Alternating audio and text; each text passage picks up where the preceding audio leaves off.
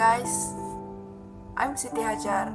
So today, in this video, I would like to share to you some tips on how to improve your sight reading. There are many ways to improve your sight reading, so I've put together some tips on sight reading that you all can try. You can use these methods every day for practicing your piano, and I truly believe this can help you improve your music reading skills too. So let me explain you the tips. So alright, the first tip number 1, memorize key signatures. When a pianist plays the wrong note because of a missharp or flat, it's almost always due to them skipping over or not understanding the key signature of the music. Key signatures are an essential foundation of any piece because to provide important instructions on what notes to augment and what the harmonic analysis will be.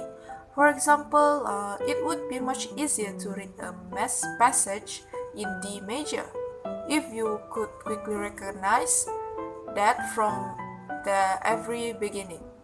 Skipping over the F sharp in the staff, however, will always yield an incorrect F natural if no accidental is marked in a particular measure. Tip number 2, figure out the meter of the music. Why it is important to know the meter of the music? Because from the beginning, you must know each bar what it counts. Like for example, 4/4, it is 4 crochet in one bar, right? So you must know the counts and the meter of the music score whenever you want to play it. Okay, so the tip number 3. Tip number 3 is work out the rhythms. When sight reading something new, I would like to encourage you to focus on the rhythms that you don't know well first. It is important to read out the rhythm first, so that you can look this rhythm that seem to arrive abruptly or only occur on once in a while. Like for example, for the hard rhythm, which is 8 or 16, you should know about that first. Tip number 4. Memorize chord shapes and scales. For example, if you see 5 notes ascending in a row at intervals of a second, then you immediately know the fingering is probably going to be a basic 5-finger pattern, 1, 2, 3, 4, 5. So being able to anticipate that fingering removes half the thought process for sight reading. So it is easier for you to sight read when you know the fingering for the basic scales.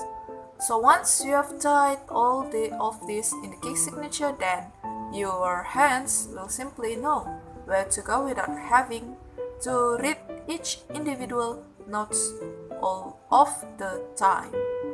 So remember the key signature, you must memorize it and keep it in your head. Number 5, keep a very steady tempo.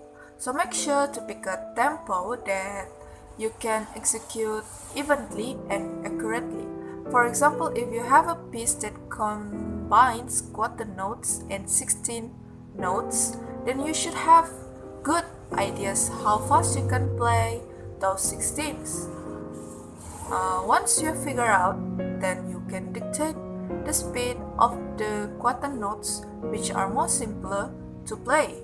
Before playing something new, tap the beat with your foot or on your chest and sing it with your head. Like for me, as for my style, I will tap on the table like this.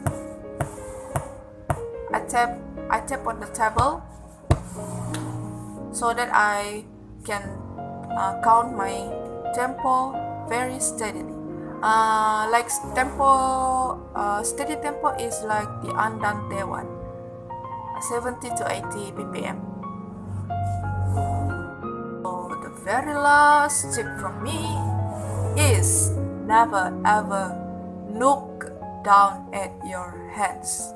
You must keep your eye on the music score, the piano score. Why? Because you should try to think more about the feel of the piano keys and less on the usual. With some practice, you can also accomplish those without needing to look down at the keys. So this is a skill that has to be developed through the practice of all kind of repertoire and the tactical exercises. So that's all the tips from me. The last tip is a very important one. Never ever look. Not. You can make it slowly.